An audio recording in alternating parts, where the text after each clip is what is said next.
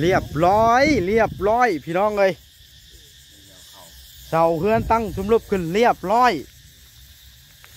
สร้างเพิ่นก็ยังดำเนินการยังบ่ได้หยุดบ่ได้ยั้งดำเนินขึ้นทั้ง9เสาพี่น้องเลย น้ำสะดวกไฟสว่างสูงพี่น้องเลยสร้าง FC เพิ่นคอมเมนต์มาว่าเป็นอย่างคือคุดคุมตื้นแท้ทั้งคอยมันแนวมันได้พี่น้องเลยคันสิไปคุดคุมทั้งอันนั้นเลิกทั้งนี้มันก็โอ้มันค่อนเชาแล้วได้พี่น้องเอ้ยมันแบบนี้นะเพราะว่าทุกสิ่งทุกอย่างมันอยู่ในระดับน้ำพี่น้องเป็นไดจังเฮ็ดนั้นคันช่างเพิ่นสิเข้าใจดอกพี่น้องถ้าบกใครบกเคยเป็นช่างเพิ่นบกเข้าใจได้พี่น้องเอ้ย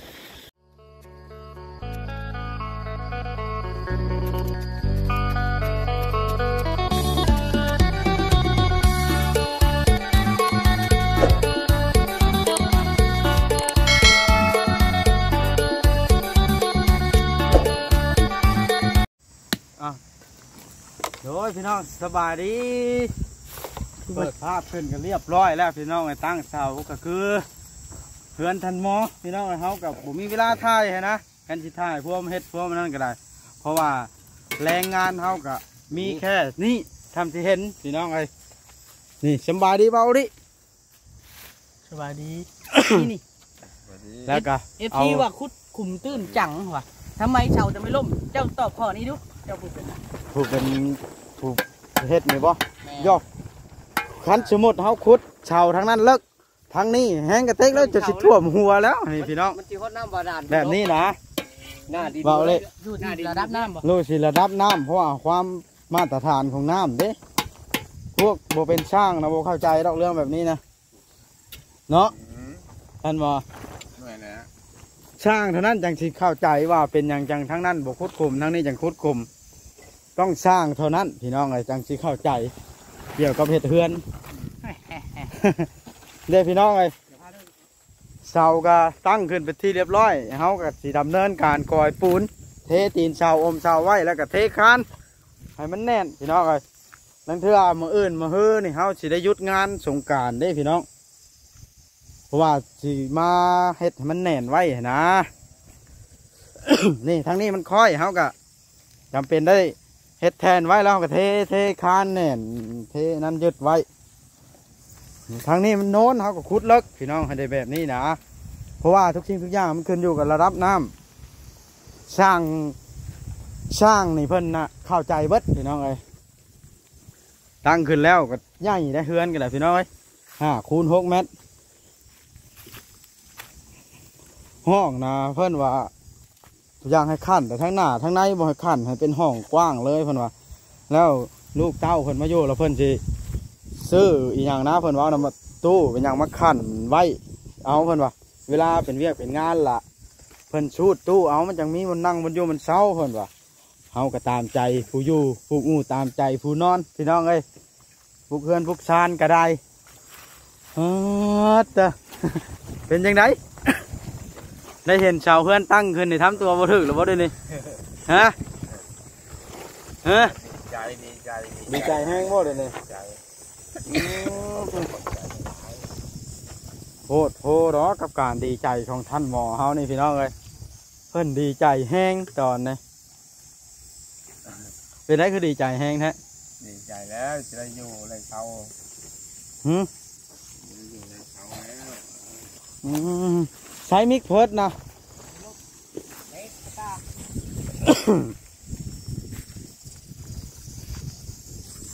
บางท่านว่าคุดชาวตื้นแสดงว่าเพิ่นน่ะบุแม่นสร้างพี่น้องเลย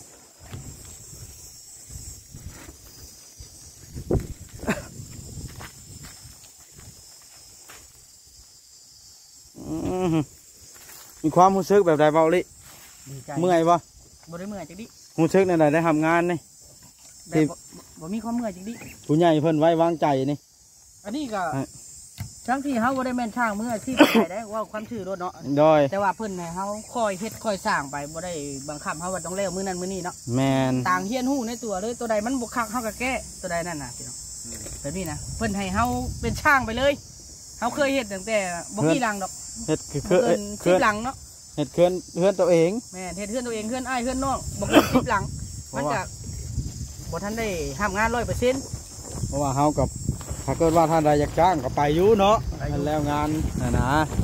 มีท่านใดอยากให้ไปเฮ็ดในราคาที่พอใจเนาะ เขาเรียกว่ามีแต่ท่านหมอนี่เด้ออยากจ้างคุณเฮา จะท่านหมอไทยรัฐสิมีคิดจ้างใช้ผู้ใหญ่ใจดีเพิ่น ใจดีคนแล้วเนาะ ท่านหมอเราบ่มีเงินจะกีบได้ดิ บ่ได้มีบ่ ว่าดอกบุญ บ่ได้มีเงินไหน กะแนมเจ้าหักชามักโอ้ยโลยเจ้าได้บ่ให้คนเห็นก็พอ เลี้ยงเมื่อยแห้งแหละ เป็นช่างมุ้ยคิดเมื่อยดอกเมื่อยกับเช้าก็ในสร้างรับเหมาเนาะเช้าเล็กๆน้อยๆก็เฮ็ดต่อ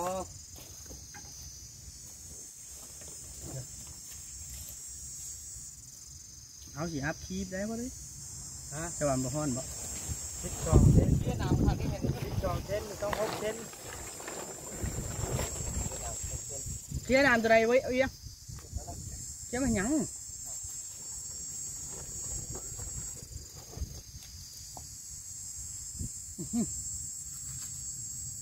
เด้อ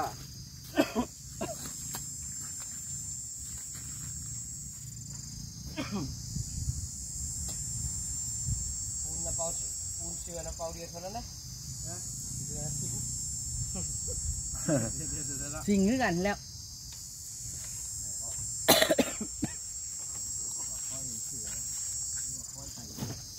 เจ้านั่งเบิ่งเด้อ รถท่านหมอนะแม่ ท่านหมอเจ้าเนื้อท่านหมอใช่ปะเราเนื้อท่านหมอ ว่าเนาะ แต่ว่าเอารถมาเว้ยเจ้าจะมาเข้าไปอยู่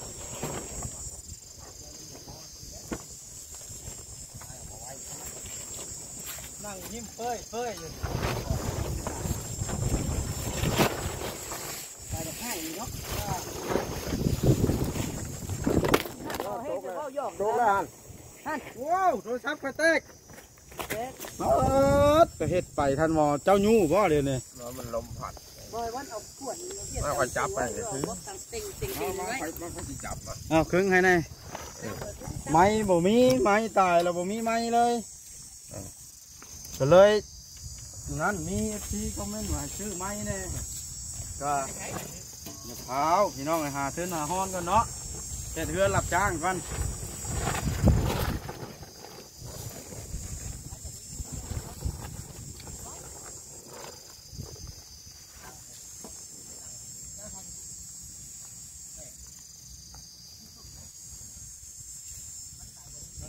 เจ้าคาดบ่พันว่าท่านหมอสิได้เฮือนใหญ่งามขนาดนี้เนาะ บ่นึกบ่ฝันแล้ว ดีใจแห้งบ่ได้เลย ดีใจได้ ก็คือพี่น้องไอ้เฮาอันขีดอันเครื่องเสาแบบนี้น่ะถ้ามันสายดิ่งเฮาย้อนใส่ขีดนี่สองหน้านี่แหละถือว่าเที่ยงพี่น้องเอ้ยเพราะว่าเฮาเอาความเที่ยงเด้ มื้อหน้าแล้วเจ้าหาเสียมเทียนนะครับ เสียมน้อยแห้งนะวะ เสียมเทียนแล้วเขามาเกี่ยคมมันออกมันไม่ก่อยปูนง่าย เอาวันนั้นวะ มัน โอ้เอาวันนั้นวะ ง่ายกว่า สร้างพี่น้องเอ้ยย่อกัน4 คนเฮาไปหาลานทันหมอเพิ่นมาย่อซอยผู้หนึงแล้วก็ให้เฮาลุยเลย เอาไทยให้ดู ความแข็งแรงกับ ท้ายนะ จัดการเลยแหล้วโอ้ตัวแดดแห้งเนาะ วันนี้ล่ะฝนปูนะครับฝนทั้งนั้นนี่ เบาลี่เคยเป็นช่างมาก่อนแล้วอันนี้ จะเคยแล้วเพื่อนเบาลิทิพหลัง ทราบเองเลยบ่ ทั้งสาบทั้งก่อเทคาน ท่านหมอหัวทั้งเฮ็ดเองเฮือนได้ก่อนนะแต่ก่อนมีช่างข่อยอ้ายข่อยเป็นช่างข่อยก็เฮียนน้ำลาวหั่นเด้ยังเป็นนี่นะ แต่เราแล้วบ่ถึงเป็นนอก เอ้าข่อยเฮียนน้ำอ้ายข่อยได้ข่อยจังพอได้อันนี้นะเพิ่นอันนั้นเพิ่นเฮ็ดให้ได้ข่อยก็เบิ่งเอาเลยจื้อไปน้ำเฮ็ดเองไปน้ำบัดน่ะ ก็แม่นนั่นแหละไปน้ำผู้เป็นก็เป็นเลย เห็นบ่อ้ายใหญ่ฉันสิว่าเป็นอ้ายใหญ่เนาะ นี่ละท่านหมอมีงานจ้างเฮือนข้างหน้าละบอกคอยรถ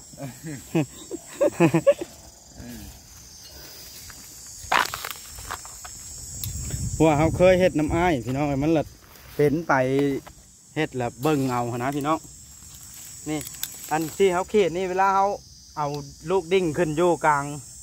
หัวเสาหลัดยอดลงมานี่ให้ทรายดิ้งนี่ชื่อขีดกลางหานครึ่งอันนี้พี่น้องแล้วแม่นครึ่งบาทนี่แล้วแม่นเฮือนนี่ได้มาตรฐานเพราะว่าเอาเตะไปเตะตีนเสาว่าง่ายๆใช่มันนั่นไปตั้งพื้นที่ของมันให้มันได้องศาของมันแต่ได้องศาแล้วเขาสิทำการมัดเล็กเทคานแล้วเอาโค้งหลังคาขึ้นมุ้งบานนี่พี่น้องเอ้ยมุ้งให้เป็นที่เรียบห้อยแล้วเขาจังชิก้อเพราะว่ามันจังบ่ฮ้อนพี่น้องเอ้ยเอามุ้งก่อนอันดับแรกนะพี่น้องเอ้ยเขานี่เป็นสะพานบุญที่โบอันหั่งเป็นสะพานบุญที่โบค่อยหั่งบันไดเขาหับมาเขาก็เฮ็ดเองพี่น้องเอ้ยในราคาที่เพิ่นจ้างช่างละเขาเฮ็ดเอาเองกับอ้ายน้องเขาก็เป็นสะพานบุญพร้อมเฮ็ดพร้อมนะพี่น้องเพราะว่าอย่างจังเฮ็ดนั้นเขาก็ต้องการเงินคือกันพี่น้องไปเลี้ยงครอบครัวเขาแล้วก็ใช้จ่ายไปแต่ละมื้อนะแม่นเดี๋ยวเขาเอาเงินเพิ่นมาเป็นสะพานบุญแล้วก็จ้างเงินส่วนที่เขาจ้างนั้นเขาก็ส่วนที่เพิ่นจ้างช่างนะเขาก็ได้พี่น้องอ้ายเขาได้เด้บุหูว่าเพิ่นสิแบ่งให้เท่าไรแล้วเพิ่นหับเหมาเนาะเพิ่นแบ่งให้1,000 บาทเขาก็ได้1,000 บาทแบบนี้นะเขาก็ได้มาเบิ่งช่างคู่มืออยู่แล้วเงาใดเขาก็ได้มาอัปเดตช่างคู่มืออยู่แล้วเด้สิให้อันลูกน้องเท่าไรนี่ยังบ่จักบ่ยังบ่ทันรู้จักเบิ่งผลงานก่อนเฮ็ด เป็นยังเปิดน้ำด้วยเปิดแล้วเสียบไฟไว้ล่ะเราออกไปชื่อท่ออย่างง่ายเดี๋ยวเผาไอ้เวียงหิวใส่ก้อนเนาะมันข้านไปนี่มันแต่ในเฮ็ดเวียกแล้วกันเอ้าลูกเห็นยังนะฮะ กินยังก่อนออกไปซื้ออาหารมานี่ละอันซื้อมาให้เลยนี่ฮะว้าวรถอย่างก็ได้ก็เสียกก็ยังก็ไปกินไปข้าวปั้วข้าวเปียกบัดมันก็แซ่บโย่แล้วแต่ได้อย่างละว้าวรถคะแนนบ่ให้ยากอันแนวมันเอามาบ่ได้ข้าวเปียกก็ยังกินไปนะต้มข้าวเปียกเนาะพี่น้องเอ้ยนี่คือท่านหมอถามความรู้สึกอะไรเป็นชาวตั้งสุบลาบขึ้นแล้ววันนี้รู้สึกยังไงเรียกว่าภาพภูมิใจดีใหญ่ในความรู้สึกคือแท้จริงนะเดี๋ยวนี้เป็นได้ดีใจหลายได้บ่นอยู่บนเช้าเฮ็ดแล้วสิมาอยู่เลยป่ะมาอยู่เลยแหละเนี่ยมาอยู่มานอนอยู่พี่แรกจ้างคนใช้มาป่ะพอมีนะจ้างแล้วเจ้าไผ่เฮ็ดให้กินใช่ว่าจะให้ลูกให้เต้าแล้วจะมาลูกเต้ามาหุงข้าวหุงน้ำหุงข้าวหุงน้ำมาแล้วเฮ็ดกินเฮ็ดอยู่แล้วลงเฮียนเลยลงเฮียนเลยใกล้ลงเฮียนได้เนาะใกล้เฮียนอีกอย่างพ่อแม่เฒ่าเขาก็เฒ่าแล้วเนาะจักเพิ่นหิวน้ำลานลูกได้ทำใดจักได้ทำใดแล้วเราก็ไปโซโย่เราก็ได้โซโย่ป้าตะเบาลิชัดอันเสียมสวานตกใจวาบเป็นไรเจ้าไว้วางใจบ่ครับสีมือสร้างอ้ายใหญ่ค่อยว่าไว้วางใจอยู่อย่าไปตีไปงานไหนถ้าเบิ่งผลงานกันสิตีนะว่ามันงานเป็นเฮ็ดเทือนมานี่หมดตั้มกว่า50 หลังล่ะโอ้น้ำแห้งเนาะโอ้ยได้เบิดมือกับเบิดน้ำเจ้านะใส่เลยเนาะเท่าไรเจ้าหู้บ่ซักข่อยซักน้ำเลยเอ้าข่อยคือบอกแล้วมือนะก็ว่า6,000ยวกเอาได้นะ6-7,000นะว่าเพิ่นอันความเลิกมันหนา40 เมตรคันยวกเอาละ6,000 7,000 6,000ป่ายทั้งค่ากี่ค่าอยู่กับแพงขนาดน้ำเนาะอันนี้ละ10,000ทั้งใดพอ ความเลิกน่ะ40 เมตรข่อยเฮ็ดน่ะ ใดได้ใส่ใดได้จังใดนี่เนาะ เอาเฮ็ดได้ซะ เอา ตัด ใส่ ตัว ได้น้ำเนาะ แล้วโครงการนี่ท่านบ่เฮ็ดเทือนเฮ็ดชานแล้วเทื่อปลาไว้แบบนี้มันเฮ็ดหยังบ่ได้แล้วเราต้องมีหัวลักปูนเนาะ ต้องมีพวกล็อกปูนแล้วเลย เป็นได้ อันนั้น ในอนาคตเธอเจ้ามีว่าเฮ็ดเฮือนแล้วผู้ใหญ่มันช่วยในเฮือนในชานอยู่ในกระชาทุกยอมือแล้ว ชาติถูกยังงูน้ำหลายๆแล้ว ท่านหมอเอ้ย นี่ยังบุญคุณครั้งนี้เจ้าคิดว่าทดแทนได้บ่นี่ฮะจะทดแทนด้วยวิธีไหน แล้วมันความดีความนี่แหละ เจ้านั้นมีความดีปานนี้พุ่นนะ กินไปนี่แหละ ว้าวไปแล้วบ่านะ แบบนี้แหละปูมีไปกินไปนี่แหละเอาไป ฮะ ปูฟักปูมีไปกินนี่แหละมีหมดอยู่บนเสานี่แหละ รู้สึกว่าตื่นเต้นและดีใจให้คอยเบิ่งเจ้าเนาะอยากให้เจ้านะกล่าวคำขอบคุณถึงผู้ใหญ่ใจดีแบบจากใจจากความรู้สึกเลยในเมื่อเห็นเสาตั้งขึ้นแล้วแบบนี้ลองว่าให้คอยพังให้ชื่นให้เพิ่นชื่นใจในจักบาท ให้เพิ่นได้มีความสุขความจริงใจให้เพิ่นได้มีความสุขให้เพิ่นร่ำรวยให้เพิ่นเป็นผู้เบิ่งผู้แยงเอาน่ะให้เพิ่นมีความสุขให้เพิ่นร่ำรวยความเจ็บเพิ่นจะได้ความไข้เพิ่นอย่างนี้ให้เพิ่นมีเห่อแหงมากหลายสูงสุดนะความจริงใจค่อยนะให้เพิ่นน่ะมีอายุยืนยาวไป อยากบอกเพิ่นว่าไหนแม่ว่าคันเพิ่นมาเยี่ยมได้เจ้าสิเฮ็ดแนวใดนี่เจ้าอยากเฮ็ดแนวใดต่อเพิ่น เพิ่นสิมาใครเพิ่นมา ฮะ ย่อมือเลยนะบ่ได้มีแต่มือสิบนี่แล้วย่อมือใส่เพิ่น สิ่งที่ทดแทนได้อันใดแนวอื่นน่ะบ่มีแล้ว บ่มีแต่มือสิบนี่นี่แล้ว นบเนาะ นกเนาะ เฮ็ดเฮือนเฮ็ดชาติแล้วนี่สิให้ค่อยอันอัดกรอบมาบ่ลูกเพิ่นน่ะ อัดกรอบมาโลดลูกเพิ่น มานบคือพระนี่เนาะ มาเอาไว้นี่ ทำพระพุทธเจ้าบาดนี่เจ้านบนะ เอามา ว่าดอกท่านหมอ มาไว้ในเฮือนนี้ มาไว้เบิ่งไว้ให้ลูกให้หลานเบิ่งต่อกัน เบิ่งต่อไปเป็นผู้ใดเป็นผู้เฮ็ดเป็นผู้ใดเป็นผู้สร้างและเป็นผู้ใดเป็นผู้เอามาให้ต้องฮุบสิ แม่นผู้ใดเป็นผู้เฮ็ดให้ เป็นผู้ใดเป็นผู้เฮ็ดให้ชื่อดินชื่อดอนเหตุการณ์ เว้าง่ายๆถ้าบุญคุณครั้งนี้น่ะเจ้าแบบซึ้งใจแฮงบ่ เป็นเหตุงามจำไรประเด็นขี้ได้จำไรแล้วเป็นผู้นี้คอยสิบอกลูก งามนั่นไหนผู้เฮ็ดน่ะง่ายข่อยได้น่ะ นั่นแหละจะว่าคนเหตุขี้ได้จะได้งามจะได้การบอกลูกว่าคนผู้นำพาเหตุเนี่ยเป็นผู้นี้นะ ผู้ออกเงินออกคำออกเงินออกฮ้อนว่าท่านไว้ คำเนี่ยเป็นผู้นี้เป็นผู้เหตุ ผู้ที่เบิ่งแยงเอ้าไม่เท่ามาได้ใช้นะ มาหานั่งกินน้ำเย็นพี่ไม่เท่าตะก้อนมานั่งกินน้ำเย็นพี่ก้อน สิมาลิ้นน้ำตะกอนนี่ว่าไม่ตู้มาเข้าห้องมากินน้ำเย็นไหมโอ้แต่มี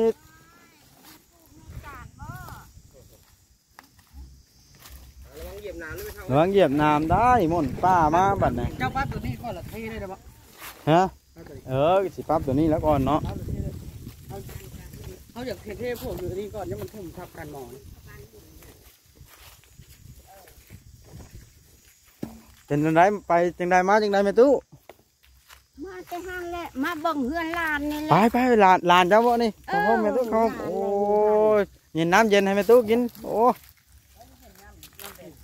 เราจะกินน้ำแดงวะ แล้ว น้ำหวานนะ กินน้ำหวานวะ มาเบิ่งเฮือนหลาน อันเด้ซะ ลาน ท่าน แล้วเมียเพิ่นตายหักก่อนนี่เอาลูกบุกทอคอยหันแล้วคอยเอิ้นหลาน โอ้เห็นว่าท่านหมอ แม่น ตัวเขาอุ่นนะ มาเบิ่งเฮือนหลานเมียเพิ่นเชียร์แล้ว ยังเป็นลูก ยังเป็นลูกไหลไผยิป่า อ๋อ เป็นลูก ปลาได้ไหมเถอะ อย่าป้าอย่าอันนั้นเบิ่งแยงเล้าหน่อยเด้อเรามาอยู่เฮือนชาเล้าแล้วก็ภาคพังน้ำเบิ่งเล้าแน่ เออ ละเบิ่งอยู่เนาะ เออ นี่น้ำหวานให้เพิ่น บ่เบิ่งอันนั้นก็บ่ได้ป่าปักอย่างนี่ก็บ่ได้ป่า เจ้าน่ะเป็นอัน อัน ไม่เท่าน้ำไม่เท่า แม่เท่าอัน อืม เป็นแม่ของเมียแล้ว อืม โอ้แม่นบ่ เป็นข่อยนี่เป็นเอื่อยอันนี้หันเป็นพ่อเฒ่าน้องข่อยนี่ น้องสายแล้วเป็นพ่อเฒ่าค่อย อืม เออ เป็นพ่อเฒ่าค่อยนะ เป็นพ่อเฒ่าเพิ่นน้องข่อยหันและเพิ่นหันเอาหลานข่อยเชียร์แล้วเมียมันหัน โดย เป็นลูก ยังแต่ลูก ยังตีกอง โดย มาเบิ่ง โอ้อีกนางกองลูกของท่านมอเราเป็นหลานแท้ๆของเจ้า อ๋อดีนี่ละอันเฮือหลังนี่ก็เพิ่นสิให้หลานลูกก็คือลูก